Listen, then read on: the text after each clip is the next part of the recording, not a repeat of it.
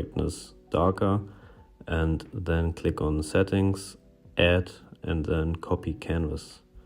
Then you have to make a new brush, click on the plus at the upper right corner, then go to shape, shape source, import and paste your copied canvas. Then click with 2 fingers to invert the design and go to stroke path, spacing a little bit higher, then again to shape and make the rotation to follow stroke to the maximum.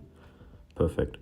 Now you go to count and make it higher so it's a little bit darker, and again look that you go to stroke path and set the spacings how it looks the best. Then click on done when you think everything is perfect, and you can test it now on your canvas. I can also send you this brush, just DM me and I'll send it to you.